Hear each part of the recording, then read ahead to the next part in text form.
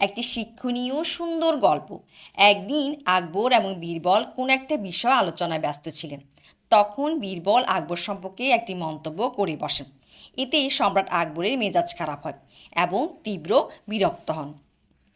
সম্রাট আকবর তার রাজদরবারের রসিক বন্ধু এবং বিশ্বাসী বীরবলকে কেবল প্রাসাদ ছেড়ে যেতেই নয়, আগ্রা শহরে সীমানা ছেড়ে চলে যেতে বলেন। এতে বীরবল ভীষণভাবে মনে আঘাত পায়। কয়েকদিন পরে আকবর তার সবচেয়ে ভালো বন্ধুর অভাব অনুভব করতে শুরু করেন। তিনি তার সিদ্ধান্তের জন্য অনুতপ্ত হন। তিনি বীরবলকে খুঁজতে একটি অনুসন্ধান দল পাঠান। কিন্তু বীরবল কোথায় যাচ্ছে তা কাউকে না জানিয়ে শহর ছেড়ে চলে গিয়েছিলেন। সৈন্যরা তাকে কোথাও খুঁজে পায় না। তারপর একদিন একজন জ্ঞানী সাধক তার দুই শিষ্যকে নিয়ে প্রাসাদে আসেন।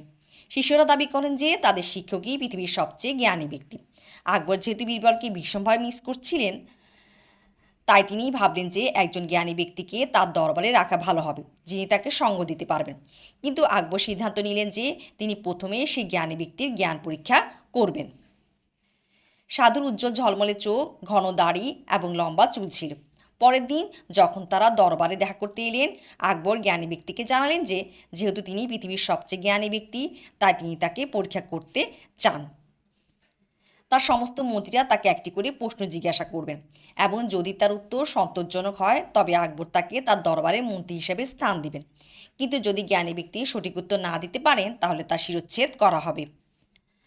সাধক উত্তর দিলেন যে তিনি কখনো নিজেকে পৃথিবীর সবচেয়ে জ্ঞানী ব্যক্তি বলে দাবি করেননি। জ্ঞানী ব্যক্তি বলেন তিনি নিজেকে জ্ঞানী হিসেবে নয়, বরঞ্চ তিনি প্রশ্ন উত্তর দিতে উপভোগ করেন, তাই তিনি পরীক্ষার জন্য প্রস্তুত আছেন। মন্ত্রীদের একজন রাজা টোডারমল প্রশ্নোত্তর পর্ব শুরু করলেন। তিনি জিজ্ঞাসা করলেন পৃথিবীতে মানুষের সবচেয়ে ভালো বন্ধুকে। তার উত্তরে জ্ঞানী সাধক উত্তর দিলেন তার নিজের ভালো বুদ্ধি। এরপর মন্ত্রী ফৌজি জিজ্ঞাসা করলেন পৃথিবীতে সবচেয়ে ভালো জিনিস কোনটি। সাধু উত্তর দিলেন জ্ঞান। আবুল ফজল জিজ্ঞেস করলেন পৃথিবীর সবচেয়ে গভীরতম পরীক্ষা কোনটি। সাধু উত্তর দিলেন নারীর হৃদয়। আরেকজন সভাসদ জিজ্ঞাসা করলেন কী এমন জিনিস যা হারিয়ে যাওয়ার পরে ফিরে পাওয়া যায় না। উত্তর পেলেন জীবন। সভাসদ সঙ্গীতজ্ঞ তানসেন জিজ্ঞাসা করলেন সঙ্গীতের মধ্যে কী চিরন্তন। জ্ঞানী সাধু উত্তর দিলেন স্বর। তারপর তিনি জিজ্ঞাসা করলেন রাতের বেলার সবচেয়ে মধুর এবং সুরেলা কণ্ঠ কোনটি, এবং তিনি উত্তর পেলেন ঈশ্বরের কাছে প্রার্থনাকারী কণ্ঠ। জয়পুরের মহারাজ মানসিংহ, যিনি প্রাসাদে অতিথি ছিলেন, জিজ্ঞাসা করলেন বাতাসের চেয়ে দ্রুত গতিতে কী ছুটে চলে। সাধু উত্তর দিলেন মানুষের চিন্তা। তারপর তিনি জিজ্ঞাসা করলেন পৃথিবীর সবচেয়ে মধুর জিনিস কোনটি, এবং সাধু বললেন যে একটি শিশুর হাসি। সম্রাট আকবর এবং তার সমস্ত সভাসদরা তার উত্তরে খুব মুগ্ধ হলেন। কিন্তু আকবর নিজেই সাধককে পরীক্ষা করতে চাইলেন। প্রথমে তিনি জিজ্ঞাসা করলেন যে একটি রাজ্য শাসন করার জন্য সবচেয়ে প্রয়োজনীয় কোনটি।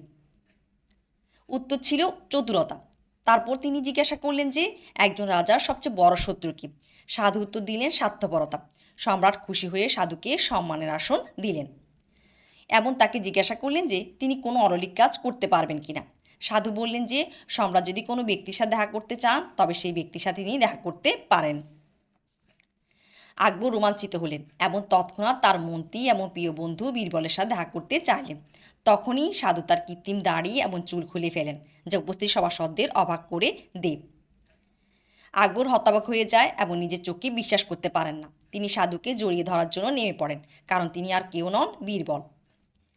আকবরের চোখে জল এসে যায়। তিনি বীরবলকে বলেন যে তিনি তাকে সন্দেহ করেছিলেন এবং তাই তাকে অলৌকিক কিছু করতে বলেন।